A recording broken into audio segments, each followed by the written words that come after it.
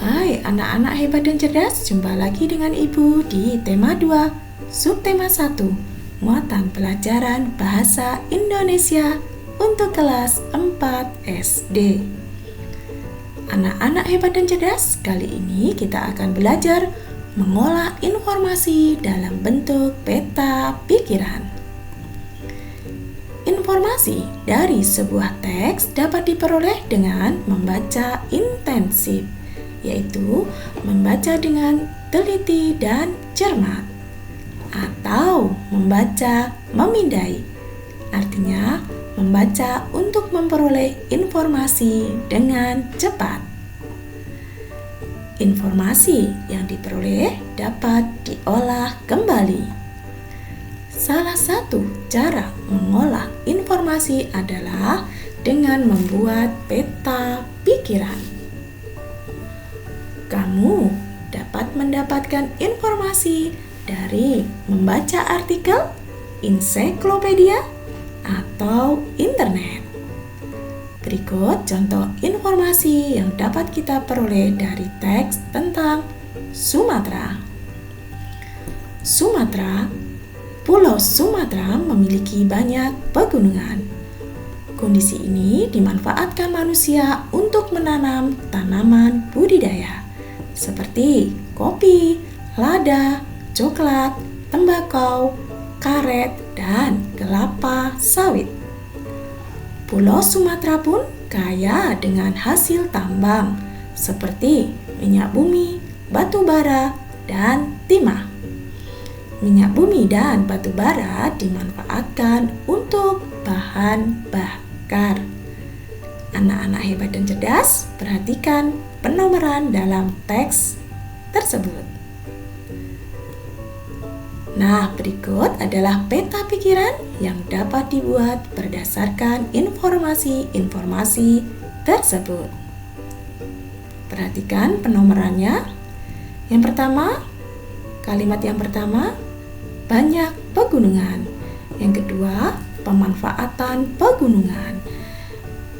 Yang ketiga dan keempat, kaya hasil tambang. Contohnya, timah, minyak bumi, dan batu bara. Sudah paham anak-anak hebat dan cerdas dalam mengambil informasi dalam suatu teks? Nah, sekarang kita akan belajar menceritakan informasi berdasarkan gambar yang diamati. Informasi dapat diperoleh dari gambar. Informasi tersebut dapat diceritakan dengan cara menjelaskan bagian-bagian gambar secara detail dan terperinci. Sampaikan juga gagasan pokok yang sesuai dengan gambar. Perhatikan gambar berikut. Informasi apa saja yang dapat diperoleh dari gambar tersebut? Yang pertama adalah taman yang bersih dan indah.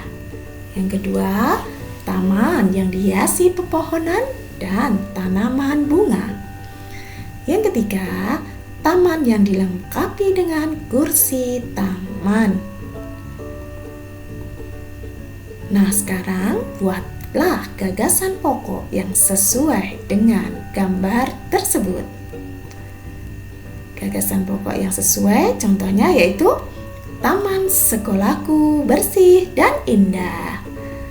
Kemudian, tuliskan sebuah paragraf berdasarkan gagasan pokok tersebut. Berikut adalah contoh paragrafnya. Taman sekolahku bersih dan indah.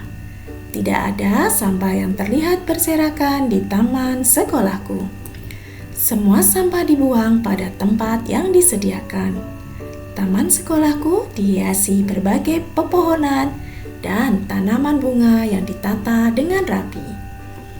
Tampak beberapa kursi taman berjajar di taman sekolahku. Hal ini menambah keindahan taman sekolahku. Anak-anak hebat dan cerdas, gagasan pokok yang terdapat dalam teks berikut adalah taman sekolahku bersih dan indah. Masih ingatkah kamu tentang gagasan pendukung? Gagasan pendukung terletak pada kalimat-kalimat penjelas. Adapun kalimat-kalimat penjelas terletak setelah kalimat utama. Dan kalimat utama terdapat pada gagasan pokok. Lalu, manakah gagasan pendukung pada teks ini? Ya, yang digarisbawahi berwarna coklat ini adalah gagasan pendukung pada teks ini. Anak-anak hebat dan cerdas, untuk peningkatan pemahamanmu tentang materi kali ini, coba perhatikan gambar berikut, kemudian tuliskan informasi apa saja yang dapat diperoleh dari gambar berikut. Kemudian buatlah gagasan pokok yang sesuai dengan gambar tersebut. Setelah itu, tuliskan sebuah paragraf berdasarkan gagasan pokok tersebut. Demikian anak-anak hebat dan cerdas, pembelajaran kita kali ini. Salam sehat, tetap semangat.